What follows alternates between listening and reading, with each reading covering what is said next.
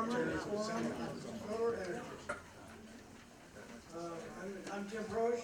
I'm a board member of R.O.A.D, which stands for Reviving Our American Democracy, who together with our partners, the White Lake Area Climate Action Council, are honored to bring you 4 members who will talk about the White River Township Solar Farm project from their point of view.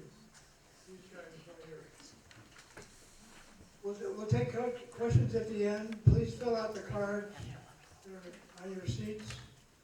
And pass them to the end of the aisle so we can collect them and organize questions so we don't waste your valuable time. We expect this to be a positive discussion since we know 2/3 of Michigan residents are in favor of renewable energy, and the country itself is committed to domestic energy production. First, a little bit about the R.O.A.D, and then I'll turn it over to Lori Coleman to describe her organization. R.O.A.D, which stands for Reviving Our American Democracy, is a grassroots community action group supporting democratic ideals, small d. Our nonpartisan group holds events to inform and engage the public via numerous candidate forums and issue for forums on subjects like Social Security, taxation, and solar energy. Today, the issue is property rights. Lori, you're up.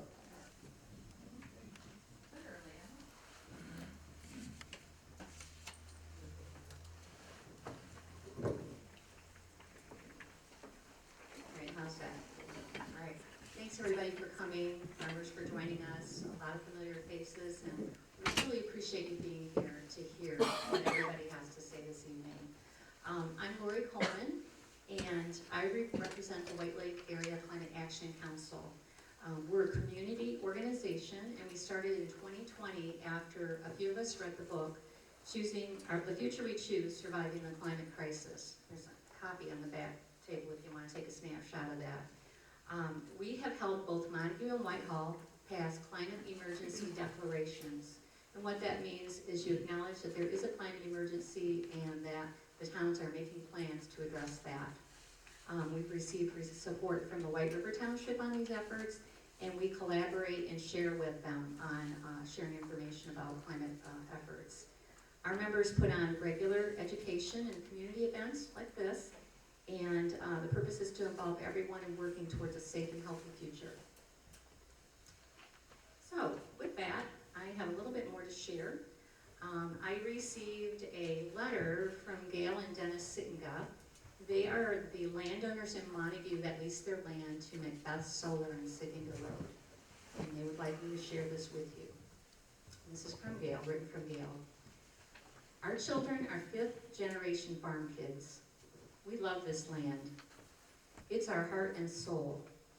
My husband lived on this farm his entire life, as did his father before him.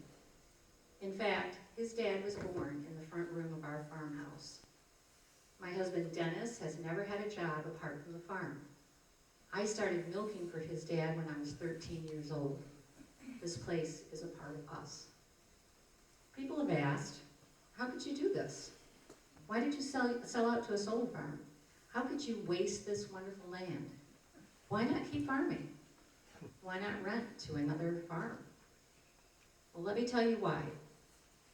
Many people work for companies that have retirement pensions, not farmers.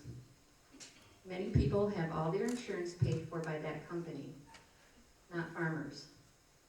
Many people have a 9-to-5, 40-hour-a-week work week with weekends and vacations, not farmers. Many people get a paycheck no matter what, after the weather, the market, the cost of living, with regular raises, not farmers. We belong to the self-employed, weather-dependent, employee-dependent, whim of the market group. We are the American farmers. Our whole life has been a gamble. We buy seed and fertilizer, we pay for fuel, labor, machine and maintenance. We plant the crops and pray for the perfect temperatures and rain, as well as a profitable payout at the end of the season. Then we hope for the best, and even in best of times, our paychecks are not guaranteed, especially nowadays. It's a long shot. Sometimes we have a perfect season. Most times we don't, and there's not much we can do to affect any of those things. We humbly take our profit and repair, replace, and get ready for the next season. After our 80 to 90-hour work week, what's left is ours to take home. Dennis rose every morning at 3:30 a.m. his whole life. Seldom did he work while it was still light out, every morning, 365 days a year, even on Christmas. Cows eat and are milked every day. We raised 7 kids here, as did Dennis's parents. We wouldn't have traded that life for anything while we raised our kids. Every single month, most of our money went to pay for our land and our businesses, to pay for our land. This is our land, our retirement, our heritage, and our way of life. Our children have moved away to pursue other careers. Dennis has had 2 knee replacements, carpal tunnel, surgery on both hands, and other maladies that are job-related. After all, he has worked double the normal work life for 40 years while we had several options. Rent? Yep, we could rent at a fraction of what the land taxes would cost us. Sell outright? Developers for large companies and house subdivisions were all very interested. Lease the land to solar, which would preserve the land for future generations of Sikkengas. Renting our farmland to another farmer was not a feasible option. Selling outright? We do not want to see our property overtaken by urban sprawl.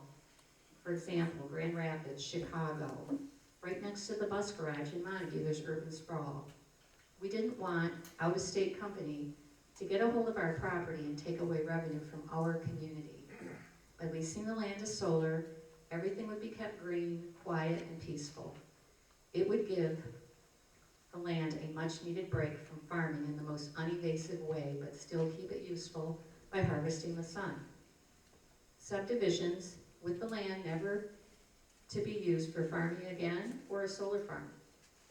Not much of a decision, really, but it was for us. We prayed and we asked God for years, actually, and we feel this is the answer we got. So finally, my family has been hassled, harangued, scorned, scolded, and shamed by people this past year for our decision. So I ask you to please consider a farmer's point of view before loudly voicing your opinion of our land use to others and to our family.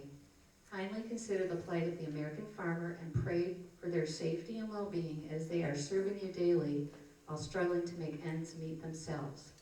We are making the best choices we can for our families and our communities.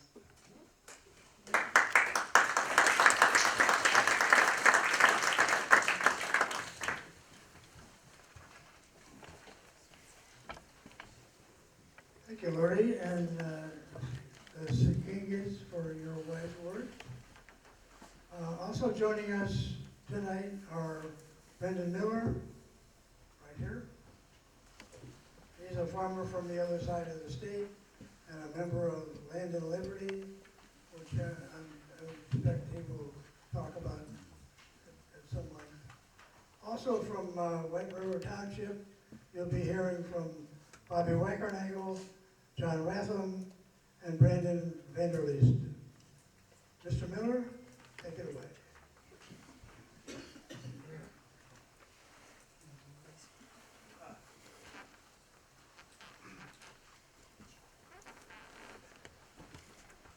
Can you guys hear me in the back all right?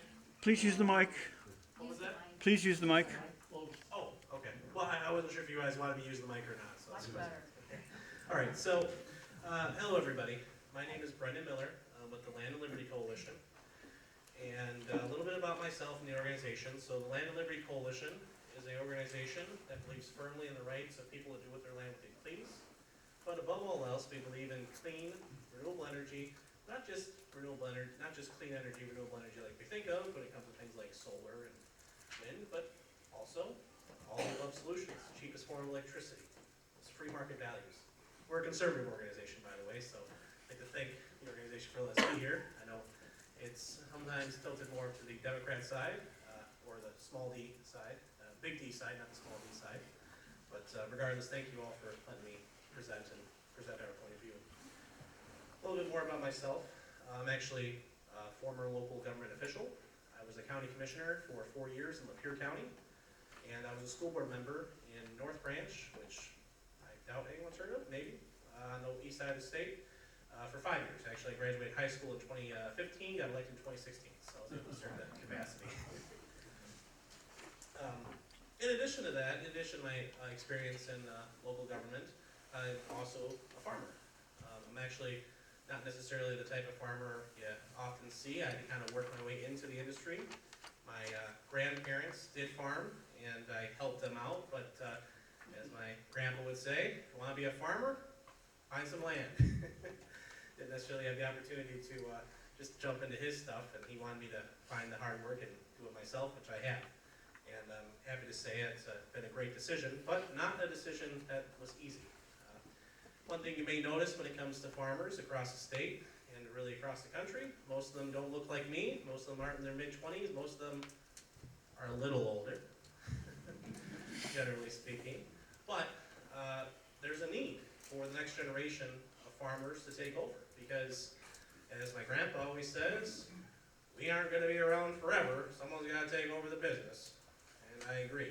The problem is, it's a tough sell.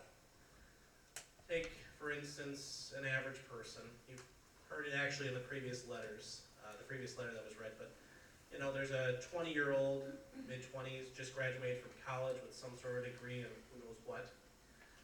Farm has been in the family for decades, probably a century for some, generations for sure.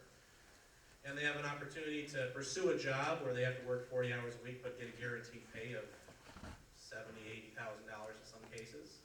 Or they take a part-time job and work on the farm and cross their fingers and hope that their family can stay above water. It's a tough proposition for a young person to be in, and it's one where a lot of young people don't want to take that step. So solar provides an opportunity for that young person to say, well, I am going to have a guaranteed source of income so I can farm that field but not put my family at jeopardy. And that's something I think every farmer can definitely reckon with, the fact that having a farm does put your family in jeopardy at times, and that's a hard decision to make. So without further ado, I'm going to ask the farmers who are local here to introduce their experience with farming, where it started and what they've done, and we'll go through a couple of other questions. So thank you all for joining us. I really do appreciate it. The last thing I did want to make mention of, our organization is keen on trying to prevent misinformation